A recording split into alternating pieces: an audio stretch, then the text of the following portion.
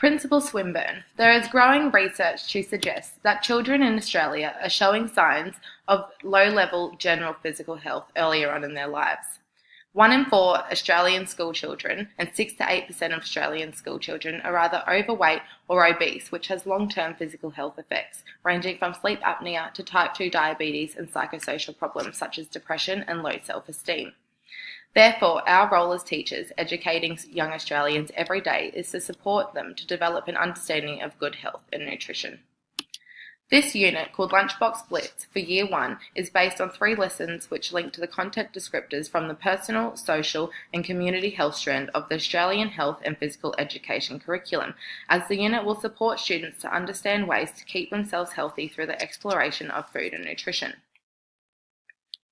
The pedagogy that has been utilised throughout the unit plan is the inquiry approach, which is a constructivist view of learning, as the role of the teacher is to pose questions to direct inquiry so students can construct their knowledge and skills around the learning concepts of the unit or lesson. The key focus question of the unit is what makes a healthy lunchbox.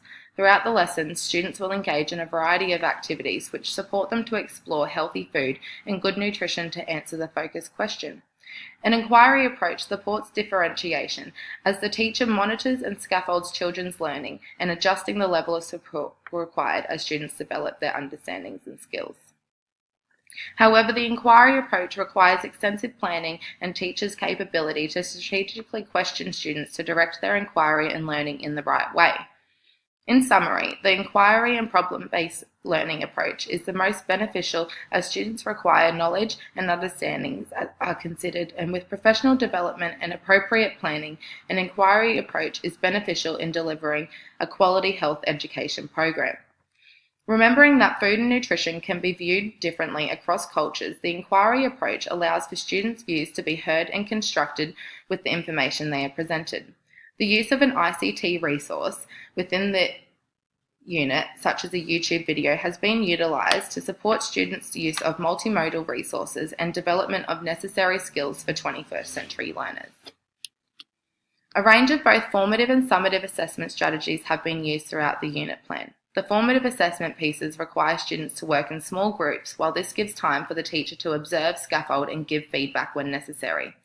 The assessment tool of a marking rubric is used to assess children summatively at the end of the unit.